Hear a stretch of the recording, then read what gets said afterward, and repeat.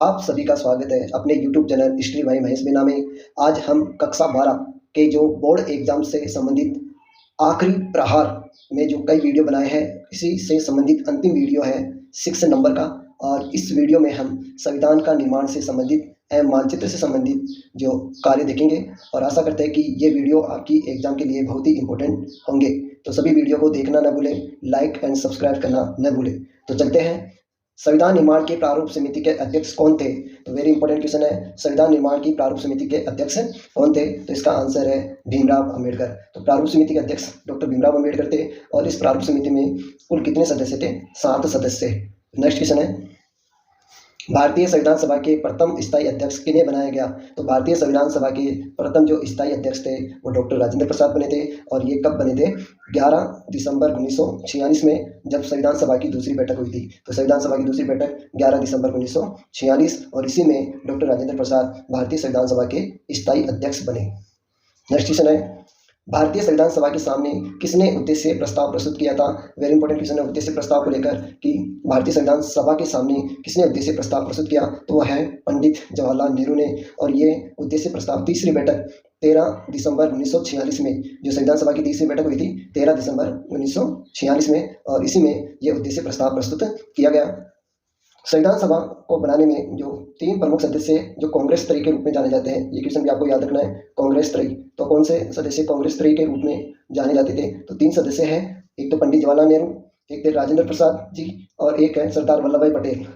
सरदार वल्लभ भाई पटेल। तो इस प्रकार से संविधान सभा की कांग्रेस त्रयी के सदस्य के नाम पूछे जा सकते हैं और जिनकी महत्वपूर्ण भूमिका रही। नेक्स्ट क्वेश्चन है, संविधान सभा में कुल कितने सत्र हुए थे? तो ये भी वेरी वेरी इंपॉर्टेंट क्वेश्चन है। संविधान सभा में कुल 11 सत्र हुए थे। अगर क्वेश्चन पूछा जाए संविधान सभा की बैठक कितनी हुई थी या कितने दिनों तक इनकी बैठक चली थी, तो 165 दिनों तक, 165 दिनों तक इनकी बैठक चली। और वेरी इंपॉर्टेंट, ये बैठक, पहली बैठक जो हुई थी वो 9 दिसंबर 1946 से। तो प्रथम बैठक 9 दिसंबर 1946 और अंतिम बैठक थी 26 नवंबर 1949 को। तो 26 नवंबर 1949 को अपनी अंतिम बैठक हुई। तो इस प्रकार 165 दिन बैठक हुई थी। Very important question. Next question है, दक्षिण में हिंदी का विरोध बहुत अधिक है, यह कथन किसका है? तो वेरी इंपॉर्टेंट क्वेश्चन है कि दक्षिण में हिंदी का विरोध बहुत अधिक है, यह कथन दुर्गाबाई ने कहा था। भारतीय संविधान सभा का प्रथम अधिवेशन कब प्रारंभ हुआ? तो इसका आंसर है 9 दिसंबर 1946 में भारतीय संविधान सभा का प्रथम अधिवेशन हुआ, जिसमें अस्थायी अध्यक्ष डॉक्टर सच्चिदानंद सिन्हा को चुना गया था। तो मोस्ट क्वेश्चन है, भारतीय संविधान निर्माण के समय संवैधानिक सलाहकार कौन थे? तो भारतीय निर्माण, जब संविधान का निर्माण हुआ उस समय संवैधानिक सलाहकार B.N. राव थे। तो B.N. राव को संवैधानिक सलाहकार बनाया गया। भारत को स्वतंत्रता कब मिली थी? 15 अगस्त 1947 को। भारतीय संविधान कब बनकर तैयार हुआ? तो भारत का संविधान 26 नवंबर 1949 को बनकर तैयार हुआ। इसलिए हम प्रतिवर्ष संविधान दिवस भी मनाते हैं। तो संविधान दिवस कब मनाते हैं? 26 नवंबर को। तो याद रखना है, संविधान दिवस 26 नवंबर को मनाया जाता है, क्योंकि इस दिन अपना भारत का संविधान बनकर तैयार हुआ। क्वेश्चन है, विश्व का सबसे बड़ा लिखित संविधान किस देश का है? तो विश्व का सबसे बड़ा लिखित संविधान है वो भारत का है। और विश्व का सबसे छोटा लिखित संविधान किस देश का है? तो वह है अमेरिका। भारतीय संविधान कब अस्तित्व में आया? तो भारतीय संविधान 26 जनवरी 1950 को अस्तित्व में आया। कांग्रेस द्वारा अंतरिम सरकार का गठन कब किया गया था? तो कांग्रेस ने अंतरिम सरकार का गठन 2 सितंबर 1946 में किया गया। भारतीय संविधान सभा के अस्थायी अध्यक्ष कौन थे? तो भारतीय संविधान सभा के अस्थायी अध्यक्ष डॉक्टर सच्चिदानंद सिन्हा थे। और ये कब बने थे? 9 दिसंबर 1946। वेरी इंपॉर्टेंट क्वेश्चन है, 9 दिसंबर 1946 को जब संविधान सभा की प्रथम बैठक हुई थी, उस समय वरिष्ठता के आधार पर अस्थायी अध्यक्ष चुने गए थे डॉक्टर सच्चिदानंद सिन्हा। नेक्स्ट क्वेश्चन है, संविधान निर्माण में प्रारूप समिति के अध्यक्ष कौन थे? तो संविधान निर्माण में प्रारूप समिति के अध्यक्ष डॉक्टर भीमराव अंबेडकर थे। संविधान सभा में संवैधानिक सलाहकार B.N. राव बने। और भारतीय संविधान कब बनकर पूर्ण हुआ? 26 नवंबर 1949 को। भारतीय संविधान सभा के प्रथम स्थायी अध्यक्ष कौन बने थे? तो वेरी इंपॉर्टेंट क्वेश्चन है, भारतीय संविधान सभा के प्रथम स्थायी, तो अस्थायी और स्थायी दोनों को याद रखना है। स्थायी अध्यक्ष डॉक्टर राजेंद्र प्रसाद जी बने थे। और ये संविधान सभा की दूसरी बैठक हुई थी 11 दिसंबर 1946। तो 11 दिसंबर 1946 में डॉक्टर राजेंद्र प्रसाद को स्थायी अध्यक्ष बनाया गया, जबकि उपाध्यक्ष बने थे वो कौन बने थे? H.C. मुखर्जी। तो याद रखना है, उपाध्यक्ष H.C. मुखर्जी को बनाया गया था, जिनका पूरा नाम हरेंद्र कुमार मुखर्जी था। तो एच.सी. मुखर्जी को, तो एच.सी. मुखर्जी क्या बने? उपाध्यक्ष। भारतीय संविधान सभा के अस्थायी अध्यक्ष डॉक्टर सच्चिदानंद सिन्हा। संविधान निर्माण का उद्देश्य प्रस्ताव किसने प्रस्तुत किया था? तो संविधान निर्माण का जो उद्देश्य प्रस्ताव है पंडित जवाहरलाल नेहरू ने प्रस्तुत किया था। और ये संविधान सभा की किस बैठक में प्रस्तुत किया था? तो ये तीसरी बैठक हुई थी कब? 13 दिसंबर 1946 में। तो 13 दिसंबर 1946 में संविधान सभा की तीसरी बैठक में जवाहरलाल नेहरू ने उद्देश्य प्रस्ताव प्रस्तुत किया। नेक्स्ट क्वेश्चन है, पंडित जवाहरलाल नेहरू ने संविधान निर्माण के लिए उद्देश्य प्रस्ताव का प्रस्तुत किया है 13 दिसंबर 1946 संविधान सभा की तीसरी बैठक में।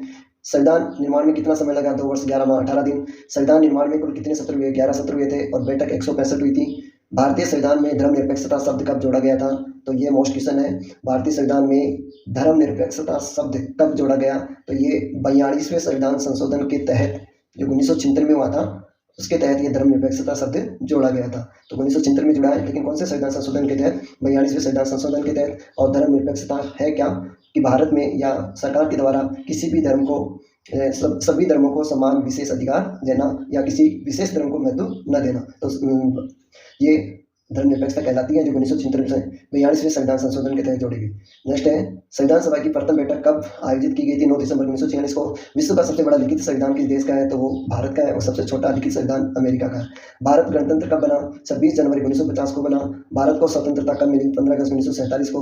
भारत में संविधान दिवस कब मनाया जाता है? तो प्रतिवर्ष 26 नवंबर को संविधान दिवस मनाया जाता है। और भारतीय संविधान का पिता या जनक डॉक्टर भीमराव अम्बेडकर को कहते हैं। और भारतीय संविधान निर्माण में कितना व्यय हुआ था? तो लगभग 64 लाख रुपए का जो व्यय हुआ। और भारतीय संविधान की आत्मा किसे कहा जाता है? तो उद्देश्य प्रस्तावना को भारतीय संविधान की आत्मा कहा जाता है। यह मोस्ट क्वेश्चन है कि भारतीय संविधान की आत्मा किसको कहा जाता है? उद्देश्य प्रस्तावना को। राष्ट्रीय आंदोलनों में दलितों के लिए पृथक निर्वाचन की मांग किसने की थी? तो ये मांग की थी डॉक्टर भीमराव अम्बेडकर ने। तो डॉक्टर भीमराव अम्बेडकर ने दलितों के लिए पृथक निर्वाचन की मांग की। नेक्स्ट क्वेश्चन है, महात्मा गांधी किस भाषा को राष्ट्रीय भाषा बनाना चाहते थे और क्यों? वेरी इंपॉर्टेंट क्वेश्चन है। महात्मा गांधी किस भाषा को राष्ट्रीय भाषा बनाना चाहते थे? तो इसका आंसर है हिंदुस्तानी। तो महात्मा गांधी कौन सी भाषा को राष्ट्रीय भाषा बनाना चाहते थे? तो हिंदुस्तानी को। और क्यों बनाना चाहते थे? तो देखो, इसका पहला कारण है कि महात्मा गांधी का मानना था कि हिंदुस्तानी जो भाषा है वो हिंदी और उर्दू 2 भाषाओं के मेल से बनी है। हिंदुस्तानी भाषा कौन सी भाषाओं से? हिंदी और उर्दू। तो याद रखना आपको कि हिंदुस्तानी भाषा जो थी वो कौन सी भाषाओं के मिश्रण से बनी थी? हिंदी और उर्दू के मेल से बनी है। और ये भारतीय जनता के लिए बहुत बड़े हिस्से की भाषा थी। और ये भाषा विविध संस्कृतियों के आदान प्रदान करने में समृद्ध हुई और एक साझी भाषा भी थी। तो विविध जो अलग अलग प्रकार की संस्कृतियाँ थी, हिंदू मुस्लिम संस्कृतियाँ थी, उनको आदान प्रदान करने में एक समृद्ध थी और एक साझी भाषा थी। समय बीतने के साथ साथ विभिन्न प्रकार के स्रोतों में नए नए शब्द और अर्थ हिंदुस्तानी भाषा में समाविष्ट होते गए और उसे विभिन्न क्षेत्रों में बहुत से लोग समझने लगे थे। तो यानी अलग अलग क्षेत्रों के लोग भी हिंदुस्तानी भाषा को समझने लगे थे, इसलिए गांधी जी इसको राष्ट्रीय भाषा बनाना चाह रहे हैं। तीसरा पॉइंट यह है कि महात्मा गांधी ने महसूस किया कि यह बहुसंख्यक भाषा विविध समुदायों के बीच में संसार का आदर्श भाषा बन सकती है और यह हिंदुओं और मुसलमानों को उत्तर और दक्षिण के लोगों को एकजुट कर सकती है। इन सभी कारणों से गांधी जी हिंदुस्तानी को राष्ट्रीय भाषा बनाना चाहते थे। तो वेरी वेरी इंपॉर्टेंट क्वेश्चन है, हिंदुओं और मुसलमानों को और उत्तर और दक्षिण के लोगों को एकजुट कर सकती थी ये भाषा। इसी कारण गांधी जी हिंदुस्तानी भाषा को राष्ट्रीय भाषा बनाना चाहते थे। बहुत इंपॉर्टेंट क्वेश्चन है। नेक्स्ट है, एक क्वेश्चन और आता है, a bunch of letters. Very important question है, ए बंच ऑफ लेटर्स। ये जो लेटर्स थे इनका संकलन किस राजनेता ने किया था? तो इनका ध्यान रखना है, ए बंच ऑफ लेटर्स का जो संकलन था वो पंडित जवाहरलाल नेहरू ने किया है। तो मोस्ट क्वेश्चन है, ए बंच ऑफ लेटर्स का संकलन पंडित जवाहरलाल नेहरू के द्वारा किया गया। तो नेक्स्ट क्वेश्चन है, मानचित्र कार्य से संबंधित आपके एग्जाम में क्वेश्चन पूछा जाता है और ये क्वेश्चन 5 नंबर का क्वेश्चन बनेगा, जिसमें प्रमुख स्थान भारत के मानचित्र में आपसे पूछे जाएंगे। तो चलिए प्रमुख स्थान देखते हैं। इसमें सबसे पहले स्थान है तक्षशिला। तक्षशिला मुख्य स्थान है, ये मौर्य काल में शिक्षा का मुख्य केंद्र था। प्राचीन भारत में भी शिक्षा का केंद्र माना जाता था तक्षशिला, लेकिन ये अभी वर्तमान में पाकिस्तान में स्थित है। तो इसको पाकिस्तान में दिखाना है, प्रदर्शित करना है। नेक्स्ट है जलियांवाला बाग हत्याकांड। तो जलियांवाला बाग हत्याकांड अमृतसर पंजाब में है। तो जलियांवाला बाग कहाँ पर है? अमृतसर पंजाब। और ये वाला जो स्टेट राज्य है वह है पंजाब। नेक्स्ट है मीताथल और पानीपत। मिताथल और पानीपत ये दोनों स्थान आपके हरियाणा राज्य में हैं। तो याद रखना है, हरियाणा में पानीपत हरियाणा में है और मिताथल भी कहाँ पर है, हरियाणा में। इसके अलावा हरियाणा में बनावली भी है। बनावली सिंधु घाटी सभ्यता का प्रमुख स्थान था, जहाँ पर मिट्टी से बना हुआ हल्का प्रतिरूप खोजा गया। राखी गढ़ी भी हरियाणा में ही है। तो राखी गढ़ी भी कहाँ से खोजा गया था, हरियाणा। तो ये हरियाणा के प्रमुख स्थान है, राखी गढ़ी, बनावली, मिताथल और पानीपत। नेक्स्ट है राजस्थान। राजस्थान से जो प्रमुख स्थान है जो आपके एग्जाम में आ सकता है, नसीराबाद, जो 1857 की क्रांति राजस्थान में सबसे पहले नसीराबाद से प्रारंभ हुई, यह अजमेर में स्थित है। और आमेर, ये दो प्रमुख स्थान हैं जो एग्जाम में बन सकते हैं। नेक्स्ट है गुजरात। गुजरात से इंपॉर्टेंट क्वेश्चन आपके एग्जाम में जो पूछे जा सकते हैं स्थानों में, सुदर्शन झील गुजरात में स्थित है। मौर्य काल में चंद्रगुप्त मौर्य के समय उसके एक राज्यपाल के द्वारा यह झील बनाई गई।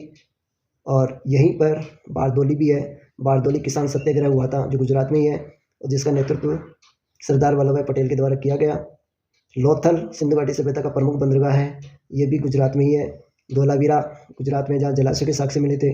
नागेश्वर सिंधु घाटी सभ्यता का प्रमुख स्थान था, जहाँ शंख से बनी हुई वस्तुएं बनाई जाती थी। भड़ोच ये भी गुजरात में है और सूरत ये भी गुजरात में है। इसके अलावा डांडी ये गुजरात में ही है। खेड़ा ये भी गुजरात में है। अहमदाबाद ये भी गुजरात में है और साबरमती भी गुजरात में है। फिर नेक्स्ट है मध्य प्रदेश। गुजरात और राजस्थान से बिल्कुल सीमा बनाता हुआ राज्य है मध्य प्रदेश। और मध्य प्रदेश के प्रमुख स्थानों में आपके ग्वालियर मध्य प्रदेश में स्थित है, सांची भी मध्य प्रदेश में है और Mandsaur. Mandsaur very important question है। मंदसौर अभिलेख मिला था और मंदसौर अभिलेख में रेशम बुनकरों की जानकारी मिलती है। तो रेशम बुनकरों की जानकारी मंदसौर अभिलेख में है। और इस मंदसौर का प्राचीन नाम क्या था, दसपुर। ये भी आपकी बोर्ड एग्जाम में क्वेश्चन पूछा जा चुका है कि मंदसौर का प्राचीन नाम क्या था, दसपुर था। सांची ये भी मध्य प्रदेश में स्थित है। इसके अलावा भोपाल, मध्य प्रदेश की राजधानी कौन सी है, भोपाल, ये भी मध्य प्रदेश में है। और इन्हीं भोपाल की बेगमों ने सांची के स्तूप को संरक्षण प्रदान किया था। नेक्स्ट है उत्तर प्रदेश। ये वाला जो राज्य है वह है आपका उत्तर प्रदेश। और उत्तर प्रदेश में कौन कौन से स्थान आपकी एग्जाम में बन सकते हैं वो देखते हैं। मेरठ उत्तर प्रदेश में, जहाँ 1857 की क्रांति प्रारंभ हुई। और इसी मेरठ जिले के हस्तिनापुर गांव भी खोजा गया है जो महाभारत से संबंधित है, जिसकी खोज बीबी लाल के द्वारा की गई थी। तो हस्तिनापुर की खोज किसने की है, बीबी लाल ने। मथुरा उत्तर प्रदेश में जो सुरसेन की राजधानी थी। रायबरेली उत्तर प्रदेश में, फतेहपुर सीकरी जहाँ पर शेख सलीम चिश्ती की दरगाह स्थित है। तो सलीम चिश्ती की दरगाह फतेहपुर सीकरी में स्थित है। इसके अलावा अवध जो प्रमुख रियासत थी, कुशासन का आरोप लगाकर लॉर्ड डलहौजी ने इसको हड़पा था। कौशाम्बी जहाँ पर महात्मा बुद्ध ने सबसे ज़्यादा उपदेश दिए थे। इलाहाबाद और काशी ये सभी उत्तर प्रदेश में है। इसके अलावा चौरी चौरा नामक स्थान भी उत्तर प्रदेश में है। चौरी चौरा लखनऊ, उत्तर प्रदेश की राजधानी कौन सी है, लखनऊ, तो ये उत्तर प्रदेश में है। और चौरी चौरा भी उत्तर प्रदेश में है। और कानपुर भी उत्तर प्रदेश में है। तो ये सभी प्रमुख स्थान उत्तर प्रदेश में है। नेक्स्ट है बिहार। बिहार में जो प्रमुख क्वेश्चन आपके एग्जाम में आ सकता है, पाटलिपुत्र, चंपारण। तो चंपारण में गांधी जी द्वारा किया गया पहला किसान सत्याग्रह था। भारत में गांधी जी द्वारा किया गया पहला सत्याग्रह कौन सा था, चंपारण।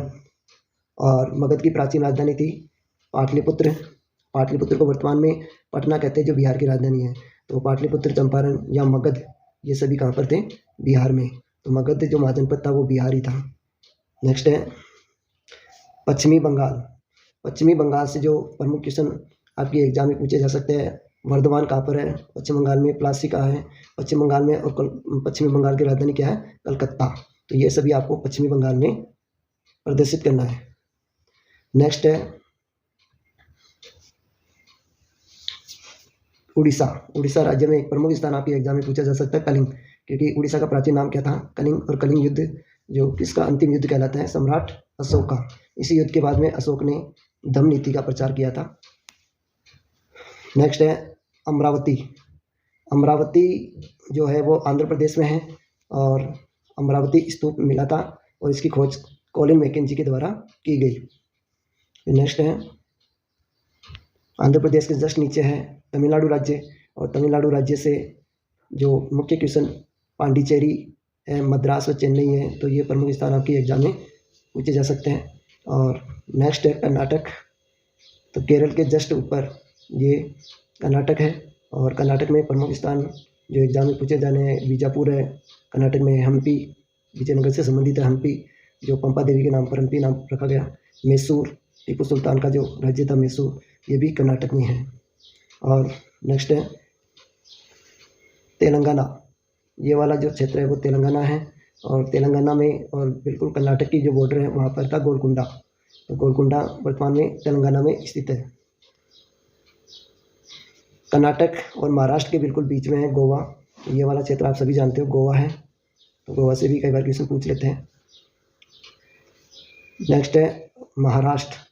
तो ये वाला जो राज्य है वो है आपका महाराष्ट्र, और इस महाराष्ट्र में जो प्रमुख स्थान आपके एग्जाम में बन सकते हैं, नागपुर है जो संतरों के लिए प्रसिद्ध है, अहमदनगर है, दौलताबाद है। Daulatabad very important question. Daulatabad का जो दिल्ली के समतुल्य बताया था वो इब्न बतूता ने बताया था, तो इब्न बतूता ने दौलताबाद को दिल्ली के समकक्ष भारतीय नगरों में बताया। नासिक, ये भी महाराष्ट्र में है। सोलापुर और अस्मक दक्षिण भारत का एकमात्र महाजनपद था, ये महाराष्ट्र में ही है। तो ये प्रमुख स्थान थे जो आपकी एग्जाम में इन स्थानों से क्वेश्चन पूछे जा सकते हैं। और तो आशा करते हैं कि ये वीडियो आपको पसंद आया होगा। तो मिलते हैं नेक्स्ट वीडियो में। जय हिंद, जय भारत।